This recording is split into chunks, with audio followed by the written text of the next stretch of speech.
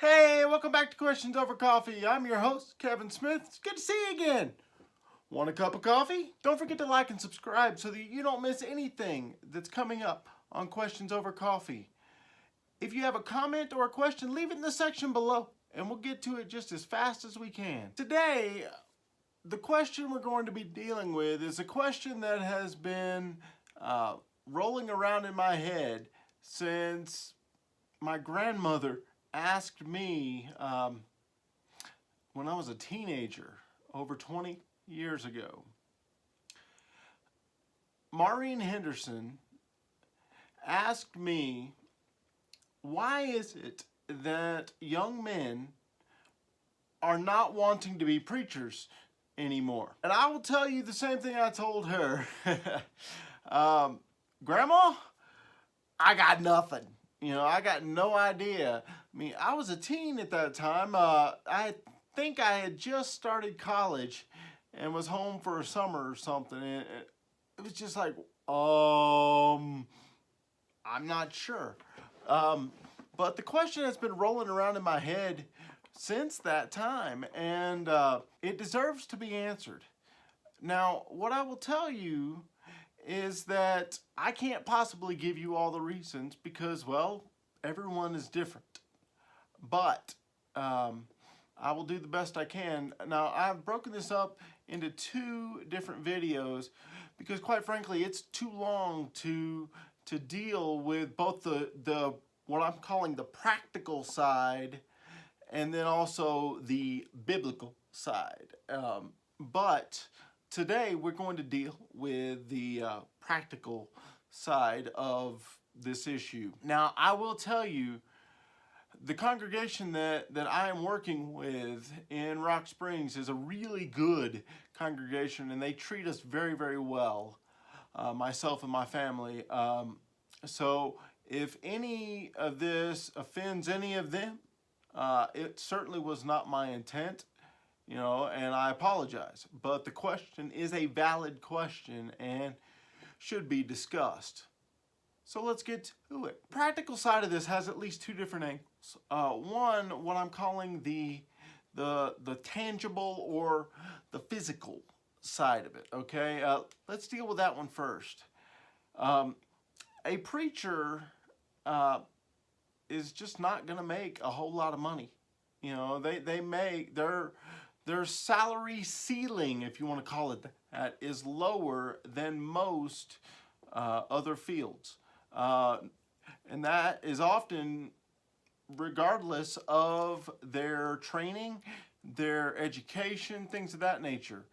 A former elder and buddy of mine that's teaching at one of our Christian universities told me a story while he was visiting overseas with us. He said that when he was serving as an elder, and I will not give you his name, I will not give you where he was serving, but he said that they were looking at hiring another preacher, and he wanted to pay him fairly. So what he did was he looked at the man's education. The man had a doctorate, and preaching is an educational field. So he looked at the superintendent for schools who had a doctorate in that area, and that gentleman was making $100,000. So since it was a comparable position, he said, this is what we ought to offer this gentleman that's going to be preaching for us. The church had a fit. How dare we pay a preacher $100,000? It doesn't matter what his education is. No preacher should make that much money. And, well, quite frankly, he said, you're wrong. His education, his background, what he will be doing is the same thing that this other gentleman is doing. So therefore, because the church can pay this amount of money, this is what we should pay. But quite frankly, that's the response that most churches give their preachers. They expect that a preacher, at least in the churches of Christ, have taken a vow of poverty. And quite frankly, we haven't. But that being said, along with that comes the fact that often a preacher's wife will do some of the work. They will be teaching a ladies' Bible class. They will be doing, things with the ladies and for the ladies and serving right alongside. So in many cases, the church is getting a kind of a 2-for-1 deal in a sense, and they're getting a hefty discount in that regard because, well, the wife isn't getting paid in many cases, but she is often doing some of the work, or in many cases, more than her share of the work. Along the same lines, housing is often an issue. In the churches of Christ, housing is often provided in sort of a what is called a parsonage. The church owns a house, often on the property. They allow the preacher and his wife to live in the house. Maybe they pay the utilities for them and things like that. But the house is never the preacher's. So what ends up happening is when the preacher leaves, they leave with nothing in many cases. Whereas if you own a house, you sell the house, you have money to begin setting up somewhere else or buying another house or whatever the case may be. So the housing is also a deterrent in that regard. I've only known 4 or 5 preachers in my time that have owned a house, and it was later in life where most people are buying houses as starter houses in their late 20s.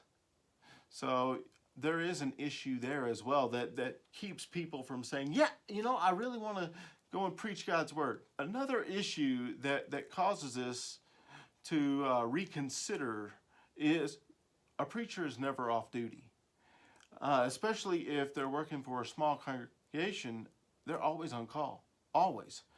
When I was on vacation, I took 3 or 4 benevolence calls for the congregation because, well, hey, I'm the preacher. I'm the number on the website. Call Kevin. He'll know what to do. That's just the way it was. But that is the case. Sometimes it is someone in the community needing help. Sometimes it is someone in the congregation needing help. And okay, no problem. But here's the thing. Even on vacation or even on vacation days, holidays, whatever the case is, birthdays, family birthdays, the preacher is working. Whether they are sitting in the office or handling benevolence calls or whatever the case may be, preaching, the time is not their own. Along with that comes long hours. It's one of those things that if somebody needs help, late in the day, after regular office hours or whatever the case is, preaching is not a 9-to-5 job. Somebody calls 8 o'clock at night, 9 o'clock at night. It falls on the preacher often to handle those. It makes it very difficult for a family life in many cases. But that is part of the job that causes people to say, no thank you. I'll serve in other ways. And they often do. Along with that family life issue, if there is a situation where one of their children is playing in the band or playing football or something like that, and there's a game or a concert on Wednesday night, the members of that congregation often will just say, well, I'll skip church that night and go and watch Johnny play in the game or play in the band or whatever the case is. A preacher doesn't have that ability, luxury, privilege, whatever you want to call it. So that is often a deterrent as well. along with the physical practicalities of the issue, the tangible things that you can measure, there often comes some intangible things, some unspoken things that make people say, no, I don't want to preach. Probably the top of the list is they just don't feel like they're part of the congregation. They don't feel like they're part of the family that worships in that area. They feel, in many cases, like, well, an employee, because they are being paid by the church. Whether it's true or not, whether the congregation wants them to be a part of the congregation, in many cases the preacher may feel on the outside looking in.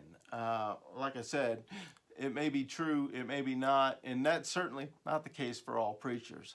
But that is one of the things that keeps them, that's one of the things that they warned us about in school was you're going to feel kind of on the outside looking in many cases. But with that comes the preacher and his family, unfortunately, being under the microscope.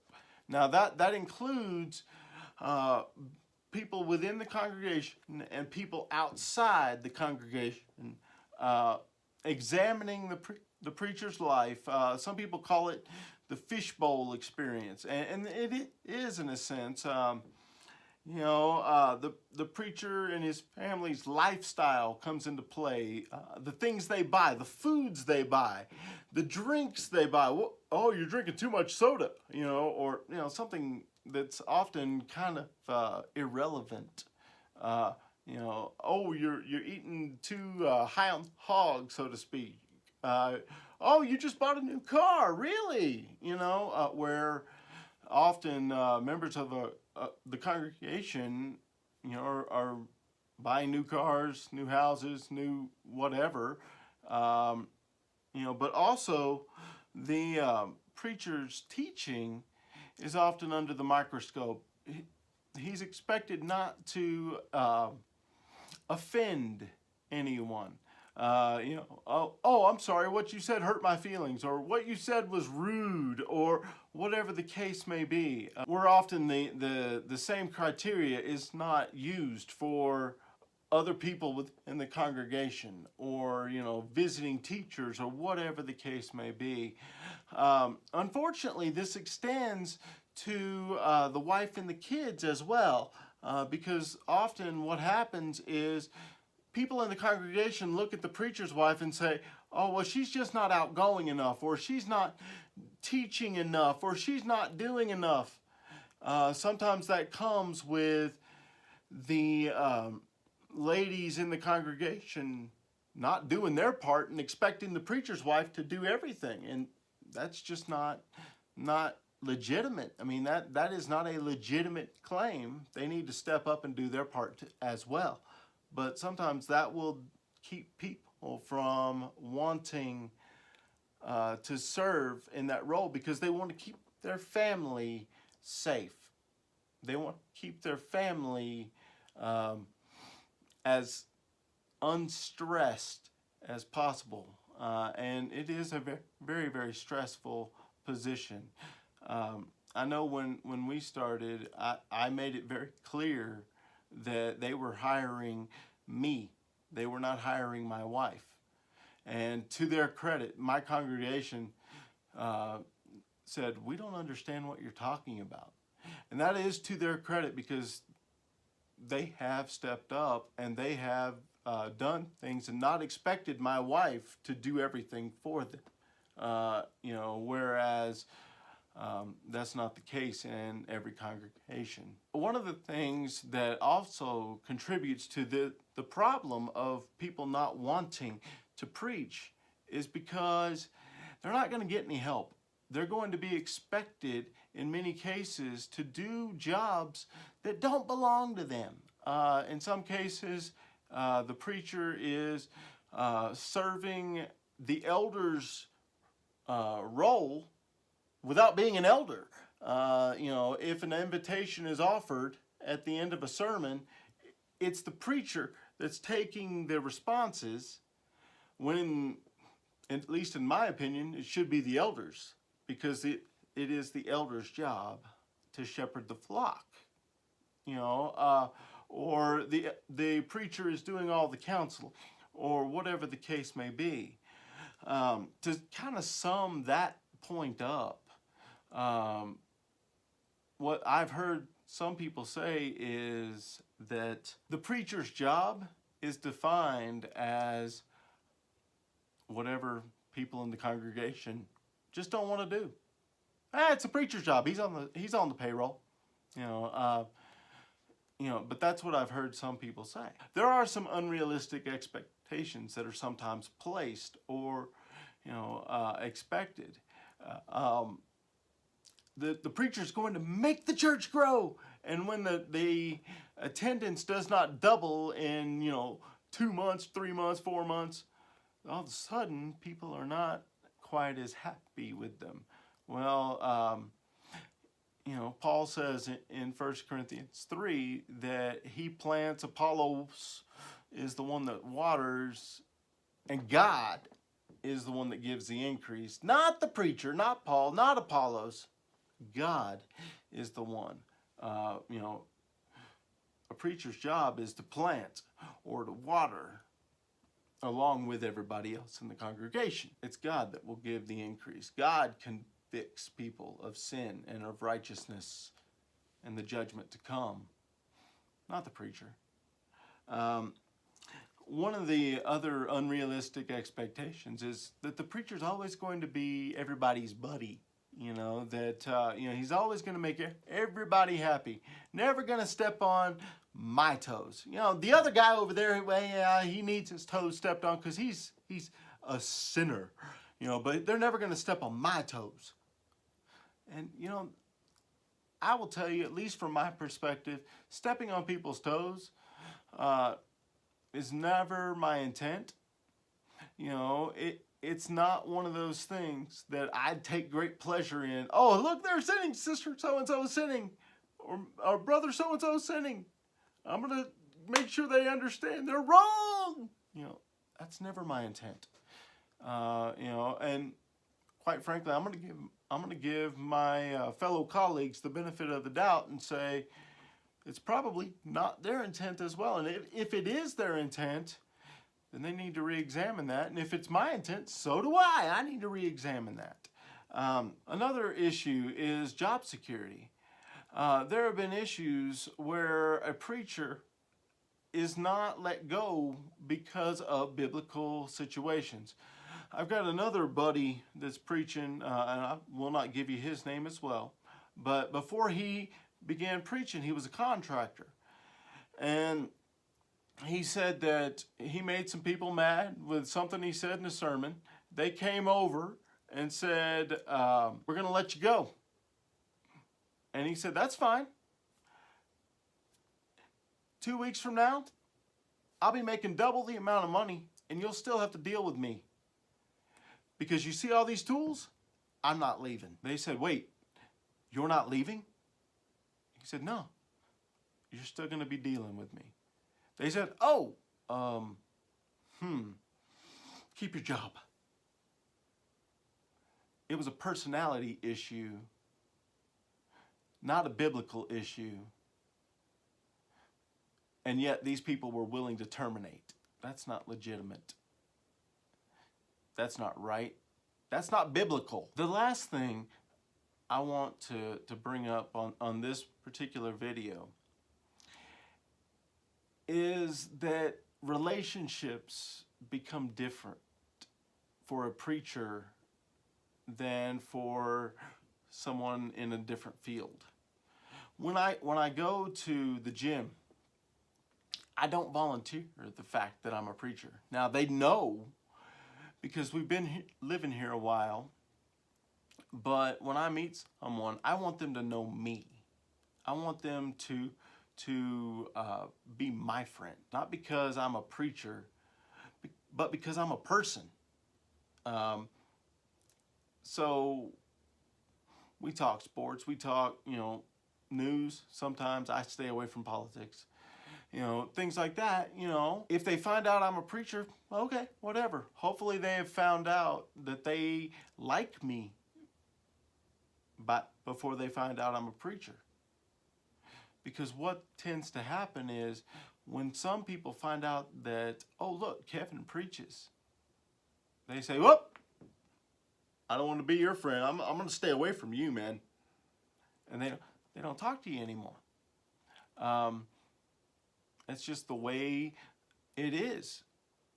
People get nervous around preachers for some reason, or at least that's been my experience. I will tell you again that I have a great congregation here, and some of these things don't apply at all to them. Some of them may apply in some instances, but I do have a great congregation here, and I am very blessed. But this was a very legitimate question that my grandmother asked many years ago, and it deserves to be looked at. I have a question for you. How do you make your preacher feel at home? How do you seek to involve him and his family in the life of the church there? Leave me a comment in the section below. Don't forget to like and subscribe so that you don't miss anything that's coming up on Questions Over Coffee. Thank you for our time together today. I look forward to the next time. Keep pressing forward.